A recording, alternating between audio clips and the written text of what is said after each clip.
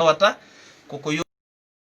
ɗon geli dewe ɗen no sendi pecce ɗiɗi no wodi gele ɗon dewe gono ton ko maqulatul qilla goɗɗe ko gayru maqulatul qilla goɗɗe har Allah no andini en fi honɗum no addani en sabu on e laawol ngol himo ɓangini goɗɗum o andinali en julde nden o wiye honno ayni inna salata tanha anil fahshai wal munkar korka kan o wiye la'allakum tattaqun mo addi précision jine kono sen ƴetti dewe min e mon en taskoto hi andata ko fi honnun ko ni wadira wona ni fi honnun ko ni wona ni son ƴetti salligi fi honnun ko juuɗe ɗen e hunduko kon e kinal ngal e yeeso ngon e koyɗe ɗen e hoore men fi honnun puisque terego no woodi terego ko fiyano ko ɗum ɗo tun ko ɓay ko ɗe ɗo tun feeñi o e no woodi teral feeñungal ngal tawata ko teral tuunaygal moƴƴagoy son ƴetti dande no tuuna moƴƴa o ngel kene lakkere kadi si waɗi no hewta ɗo moƴƴano nokkeli kadi noɗi tawata ɗi woɗɗa ha taw tuuna e ɗi fota kono ko feewnu ko ɗiɗo tun ko ni allahu subhanahu wa taala shar'iniri en jaɓiray ni weltoren ni en tefata en humpaka fi honɗum ko ha ɗo andini en feƴƴata ɗum o ngel kene idan ko ɗum waɗi si tawi kanko allahu subhanahu wa taala o noddi en ɗa o wi si en bonni rottutugo nden ka makko kanko allahu subhanahu wa taala dambugal yurme nden ka makko hino yaaji hino uditi ngal raɓɓiɗa ngal fanɗa wano noon kadi e gurnan adunayankojan nan joni wona enen e makko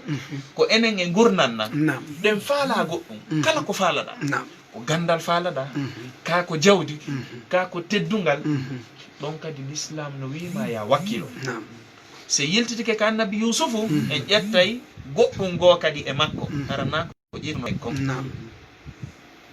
annabi yusufu alhaali makko on yawno ha ngalɗini fota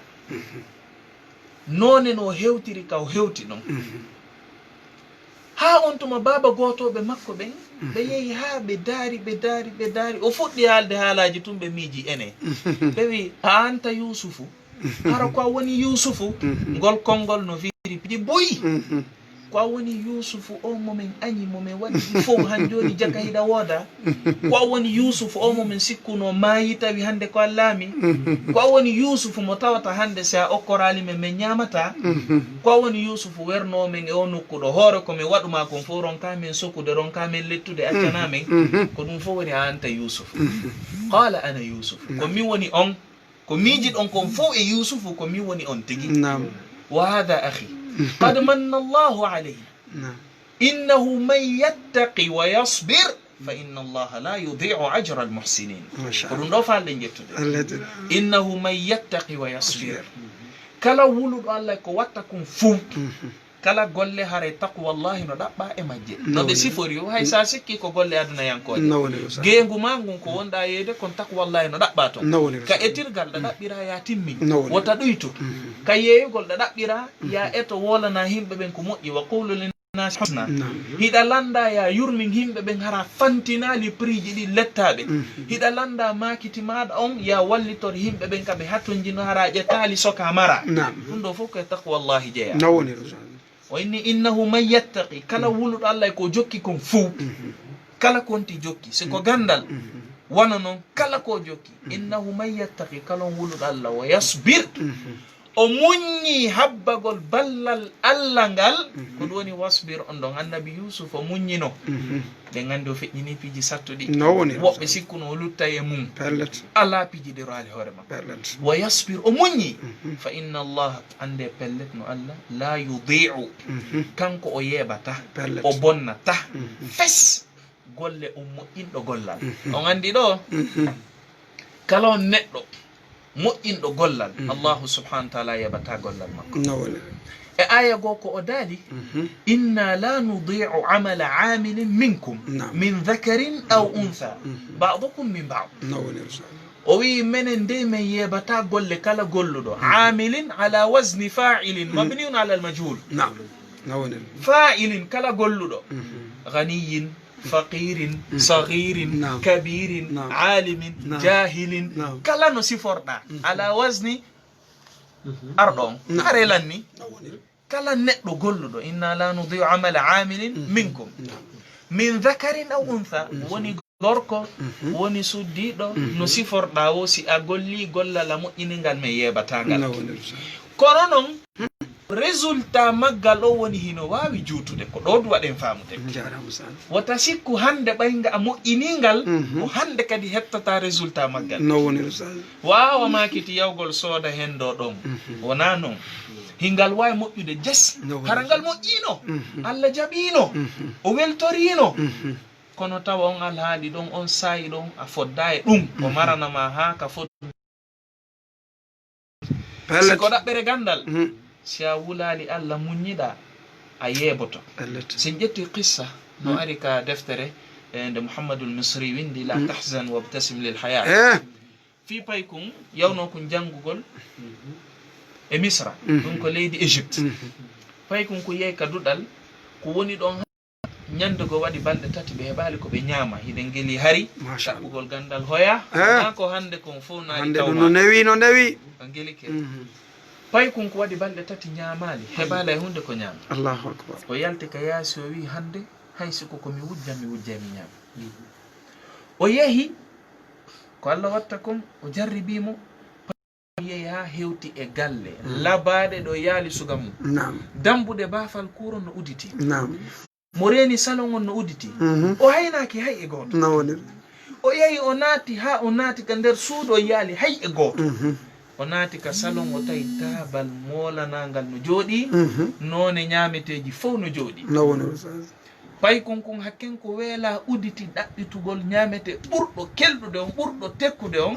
o ƴetti on o yaltide mum o jooɗoy ka yaasi e ley leggal e nokkure go'o o uditi ñaamete on o sooɗi o memmini sayre nokkugol o memmini fi nokkugol tun kulol Allah arti makko machallah o wi miɗo ari janngugol miɗo ari ɗaɓɓere gandal e hino ko mone ñamude ɗo ɗum ɗo mi wujju si mi ñaami no harmi Allah noon no wi'i si goɗɗo wulaali mo tun heɓata gandal Allah ko daali wattaqullaha wa yu'allimukumullah wule Allah si o hokka on gandal wule mo noon o hokka on gandal pay kon ko watti sayre nden o nokkaali o ƴetti o dogi o natto e miran on o immi o arti ka duɗal hewtugol makko ka duɗal hawrodiri délégation moolanaɗo hewti ka duɗal machallah tawi ko ɗum addi ɓe ɓe hiide e karmukojon ɓe wi ɓe mari jiwo ben makko no mari jawɗi ɓuri Misra fof Allahu akbar ɓe faalamo ɓe okkamo kono sagu maɓɓe ko taalibajo fewuɗo ɓe okkatamo machallah ɓe inni karmukojo yoɓe daaru ko hombuɓe ɓuri hoolade sukaɓen fof ka duɗal maɓɓe ɓe okka o jiwo ɓe daari tawi ko kumpay ko noon o ɓuri hoolade ɓe noddi pay kunkun ɓe immi ɓe fokkiti ɓe inni mayin humuyen dewgal ngal e galle ɗe min marani ɗen suka on machallah ɓe ari ɓe naati dewgal ngal huma ñaameteji senditano ñaamede on tuma ɓe inni daare ñaamete ɓurɗo kelɗuɗon ɓannanno ɗum noon suka jombuɗon kanko e ɓengu makko ɓe ɓanni ɗum ɓe uditi ñaamete on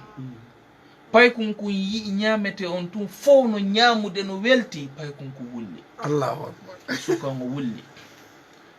on karmo ko makko wi'i ko honɗum wonɗa wullude hoore o nema ɗo fof o inni wallahi mi weelano naane mi yalti mi inni ko mami heɓa komi ñaama mi ari ha e ɗe galle ɗo mi naate ndu suudu ɗo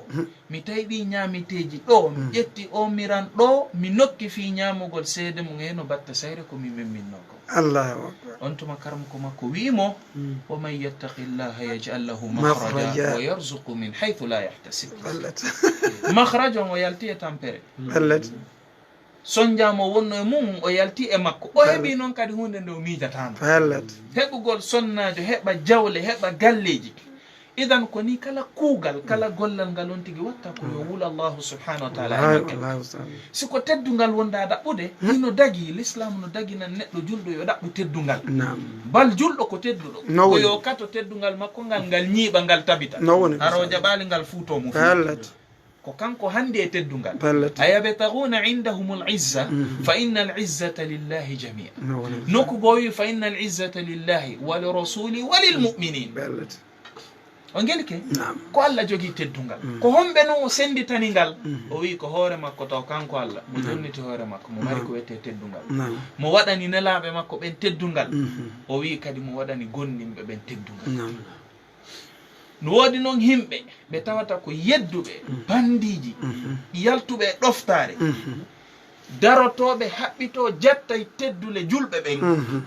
ɓen ɗon noon l'islam no wi'i ta julɓe ɓen jooɗoɗano ballat kamɓe kadi yoɓe kato ko honno ɓe hettirta teddungal maɓɓe ngal ha oui ko waɗi noon leydi ndi ko Allah jeyndi Naam. en fof meɗen hay goto men jeeya leydi ndin ko allahu subhanahu wa taala jeeyi leydi ndin inna al arda lillahi yurithuha man yashau min ibadi ko kanko jeeyi leydi ndin no woniri ka firawna wonno ɗon ha jon leydi no ɗon وسكنتم في مساكن الذين ظلموا أنفسهم وتبين لكم كيف فعلنا بهم وضربنا لكم الأمثال ndin leydi no ɗon ha joni alhaali no ɓen waɗurno himɓe sifanama ɗum andi firawnaji ɗin iɗi ɗuuɗi moƴƴa no woniri ustad ɓurndu mawnude ndun no ton kono han joni jokkuɓe ko ndu jokkuno ko no wuuri buy e nokkeli buy e nder aduna harana ton tum o gel kene No harana ton tum hara koye battaneji makko ko ɓe woni huwude ko noone no sifori noon ɓe sifitoy no woniri ustad awa suga ɗin firawnaji na yeɗi accite tun ɗi waɗa ko ɗi faala no woniri ustad ka woni wo noon ka woni ko ɗum waɗi si tawi l'islam wi'i neɗɗo julɗo no daganimo ko ɗaɓɓa teddungal wona ella o geli ke kono noon kanko o ɗaɓɓirta no ɗin firawnaji ɗaɓɓirta noon kanko o ɗaɓɓira e laawol dagingol ɓay hino woodi no woniri o ɗaɓɓa e laawol dagingol hoore hara mo hittini fi himɓe ɓen himo hittini fi teddungal maɓɓe ngal e fi dambe maɓɓe ɗen hara o yuwataɗe o yirbata kadi teddule maɓɓe ɗen no woniri ko ɗo woni allahu subhanahu wa ta'ala haray hande kadi so fewti Allah o ɗaɓɓiri Allah ballal o darike o dartike allahu subhanahu wa ta'ala adda e ballal makko ngal no woniri ustad haray ko faalaɗe wi'ude ko wondema julɗo yo andu ko wiyete taƴagol wona kanko jeeyi wona jeɓal makko si mo jogitino yo accitu si o ƴettano yo woɗɗo wona fi makko kanko ko neɗɗo marɗo tamaw e allahu subhanahu wa ta'ala ko neɗɗo hooliɗo ballal allahu subhanahu wa ta'ala ko neɗɗo fellituɗo wondema si o laɓɓinani Allah o wakkilike Allah walla e no woniri ustad on andi sunna Allah on kawade leydi himo wawuno kala hunde nde toriɗamo addanama nde ka wonɗa ɗon oui sa wi Allah miɗo faala otowal o adda ngal ngal jooɗo ka nder salon ma himo wawi himo hattana mo mari doole mum e laamu mum fof kono o jaɓali sunna makko on jaɓirali noon ko wonnum o jaɓi kala ko faalaɗa ko yayimo daroɗa toroɗamo walama yoni e misale nelaɗo men on sallllahu alayhi wa sallam oɗo hareji ɗin ko no waɗayno o ƴettayno kaafa kan ɓe ƴetta pucci ɗin geloɗi ɗin ɓe ƴetta jooba on ɓe immoɓe yaaɓe daro ɓe feyta ayɓe ɓen on tuma ɓenna rabbana afriq alayna sabra wa thabbit aqdamana wansurna ala alqawmi alkafirin ɓe ƴetta kaafaje ɗin e alhaaliji ɗin fof majji ɓe daroyo ɓe nalla min torkema tabintinmen wallito men folnumen ede ko kanko folnata wona kaafa kan الله سبحانه وتعالى يؤتن فيك غزوة البدر وي فلم تقتلوهم ولكن الله قتلهم وما رميت إذ رميت ولكن الله رمى وتسكك أندي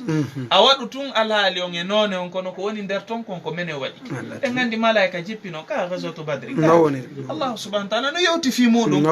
إذ يوحي ربك إلى الملائكة أني معكم فثبتوا الذين آمنوا سألقي في قلوب الذين كفروا الرعب فاضربوا فوق الأعناق واضربوا منهم كل بنان Allah di consigne din fo o joni malaika ben so jippike ko ni wadirton ko ni atakirton so wadi hunde kaari sa ulqi donc min Allah na ono malaika kadi min Allah mi jetta e kulongol mi nada e berne mabbe haga sa ono non fadribu fawqa al-anaqi tacce daade mabbe de mo yidon e mabbe o wadribu minhum kull banan kala teral gal yidon taccite mabbe kono kono be memminino konde nelaado yawno ka gazo no woniri naka suudu idan ko falde wiude en taƴota ko kono en joɗota ko ñobben juuɗe sen faalama goɗɗum kala ko faala ɗen gandal andugol diina usage mo jooɗi ke ñobbi juɗɗen ka nder suudu gandal ngal o heɓngal ɗon o yalta o janga ka o ɗaɓɓitata karmo ko ɓen anduɓe ɓen ɓe andina mo ka ɓe tindina mo ɓe holla mo ka awa ko wano noon kadi e alhaali gurnan julɗon o fof majjat ko yo wakkilo ko yo fewto allahu subhanahu wa ta'ala o hooloro allah eɗen andi ibnu abbas ko nela sallallah alih w sallam winomo kon ya gulamu inno allimuka bi kalimatin wondema a watande heɓude si wona allahu subhanahu wa ta'ala muyamma ya heɓude wona noon si mofteɗen fof kadi darike nokku gotum fiyo lorrire fiyo sakkoma fiya heɓu goɗɗum fiyo daro fita heɓu hunde kaarire nden hunde kaarire si tawi allahu subhanahu wa ta'ala muyino nde heɓete julɗo o wona hakkude ɗiɗo kono noon o fiɓa allah yeɓata golle goɗɗo ko ɗo duwaɗen artude ko ɗo inna la nudi'u amala amilin minkum ko ɗo duwaɗen artude allah yeɓata golle neɗɗo golluɗo hay siko kefere wona fi julɗo si a golli a moƴƴini golle ɗen allahu subhanahu wa ta'ala o yeɓata golle on tigi ɗen nelaɗo sallllahu alayhi wa sallam ɓe maki inna allah yuhibbu idha amila ahadukum amalan an yutqinahu itqanu l'amal allah no hiɗi e jiyaɓe makko ɓen si ɓe golli gollal yoɓe timmingol ngal ha ngal moƴƴa ha no ngal haniri noon amma waɗugol barki e maggal ma yottinoygal e fandunde maggal on kanko allahu subhanahu wa ta'ala o ƴetti ɗum noon ko kanko waɗata kono an moƴƴingal ha tawa kene on sengo ma on a felliti a moƴƴini a waɗi ha ka ibnu adama waɗata ɗon on to ko ɗum noon kadi ɗaɓɓiraɗa sahaba ɓen ɓe yi'uno ballal ngal hari neeɓi nawoniri tawi suufi satti moƴƴa noon nawoniri ɓe wi mata nasrullah nelaɗo ko honde tuma ballal allah ngal arata nelaɗo ɓe wiwe ala inna nasrallahi qarib e ɗengal alqur'ana ala inna nasrallahi qarib hey ande wondema no ballal allah ngal hino ɓatti en hollima ko miya ko wi ko o wi hay so tawi en holleteno ko woni kon koddori e enen tigi wiya no woniri no woniri noon par ce que ko allahu subhanahu wa ta'ala waɗi o ko ɗum ɓuri moƴƴude himɓe ɓen noon ko honde tuma ɓe so'ata ko tuma feƴƴi wiɗi ɓoyi feƴƴi ko tuma feƴƴi wiye he a batti hunde kaari waɗali nani e jaka batti waɗano sayi kaari jaka waɗano fewde hunde kaari ko tuma feƴƴi fi honnum par ce que ganda ko wirni kanko noon anduɗo ko wirni kon himo jogiti mo reeni mo andi ko moƴƴere tumo falana onon noon haara wonde go ɗon hawji saabu alhaali mo fewdiɗon e mum on e saabu noone mo siforɗon on nelaɗo sallllahu alayhi wa sallam daren ɗo goɗɗum ko tawata saabu ɗum ɗo no hani naadude e ɓerɗe men en fof muñal e wakkilare ƴetten e nelaɗo o mi metti heƴugol e men fiita mi wi e wawata nawoniri kono yiye kadi résultat on ɓay nelaɗo muñino ko honɗum waɗuno nani e lewru woturu pet lewru woturu pet gaswatu uhud waɗi sahabaɓe capanɗe jeɗɗo sahimbina tawino e maɓɓe hombo bappa nelaɗo hamsa reedu maɓɓe ɗum seeka no teteki ɗi yaltina rewɓe mushirkina ɓen ƴetti teteki ɗi looti ɓe haɓɓiɗi ɓe wi ko koɗi maɓɓe kotoni maɓɓe ɓe jinde e nder madina noppi taƴa tere taƴa natul munawwara nelaɗo no yiide ɓen boboy no wulla honto baba honto miijite tuma sonnaɓe capanɗe jeɗɗo ko fanɗi wo wi on ɗon sahabajo kala ko debbo goto tummari wi on rewɓe capanɗe jeɗɗo no heeni e nokkure e hoɗo miijite on alhaali an yeesojo an hoorejo yurmeteɗo ko ɓeeɗo dépensayno ɓeeɗo ne kamɓe ñamminaynoɓe dongal ngal artani hombo nulaɗo allah sallllahu alayhi wa sallam himo jooɗode e nden ande e on sunno ɓaawo balɗe 12 mi inni balɗe 12 goɗɗo go iwri nokku rewetede najid o ari wini laaɗo menen najid to yimɓe ɓen no faala diina kan immindinan e woɓɓe yaha waajo ton convainca yimɓe ɓen ɓe jaɓal islam tawi gorkon ko gonguɗo nelaɗo ƴetti sahabaɓe capanɗe jeɗɗo tawino e maɓɓe wonjiɓe alqur'ana ɓenduɓe mor tawi na sahabaɓe ɓe tawata ɓen wona ɓattiɓe nelaɗo ɓen tawi ko ɓurɓe mu ɓattade ɓen kadi o ƴetti capanɗe jeɗɗo o yeehe najid sako yon dina allah kan ɓe yeeha e lawol tawi jaka heefera ma oya ari ka nelaɗo arangol himɓe ko yawajo heeferaɓen sakkiɓe ka lawol sahimbini ɓe ɓe fop maɓɓe ha heddi goto on ɗon ko ɓe accanimo kadi ɓe ni yaw inna nelaɗon ko ɗum ɗo min waɗi ɗimmoɓe mumɓe nelaɗo tawi no jooɗi ka juulirde maɓɓe madinatul munawwara ɓe waajade oɗo hewti o wi nelaɗo feƴƴirini ƴette ko waɗi kon gaswatu uhud ɓaawo balɗe 12 ɓeɗo capanɗe jeɗɗo kadi même pas moi ɗiɗi lannali ɓaawo balɗe 17 kadi ɗon ko bi'ru mauna sahabaɓe 10 tawata ko tawaɓe kadi e ɓannitaɓe ɓattiɓe nelaɗo ɓe o seedata e mum no e maɓɓe wunjiɓe alqur'ana jannguɓe kaaɗo dina ha ɓendi mor on mini ɓeɗo yo ɓe yoɓe sako ya dina ka nokkugoo ɓeɗo yehi ha fotti heeferaɓen ataki ɓe wiɓe min waray on tawi fello no ɗon ɓe dogi ɓe ƴawi ɓe dari ka fello heeferaɓe wi jippe so jippike min warata on sahabajo go wi menen min hoolaki konngol keefeɗo si tawi no gonguno on rewayno allah on shirkantano mo min jippotako sahabaɓe woni ka fello heeferaɓen fiɗi ɓe dagaji ɓe fop ɓe ma ya heddi goto on goto heddiɗo ɗon o jippi ɓay o jippike o dari o wi o tori allah o inni allahumma balligh rasulaka sallllahu alayhi wa sallam bima faalu bina allah goɗɗo go alaɗo yehowo hollitoya ɓe min kadi mi warete on ɓay tun hiɗa hattani hiɗa wawi humpitu nulaɗo manko honɗum me waɗa nelaɗo no jooɗi no jannude ka joolirde on tuma ɓe dari ɓe wulli sahabaɓe wi nelaɗo ko honɗum o inni allah hollilan ko musidɓe mum ɓe waɗa kon ɗo fof maayi ɗum ɗo fof ko waɗi ko e nder lewru wotoru nelaɗo o accituno sabu ɗum o yiltitino sabu ɗum ɓay o tabiti ko honɗum allah lontinirani mo piiji 3 mawnuɗi kadi tawi koye ɗi lontoɗiɗo ko fathu khaybar fathu hunain e fathu makka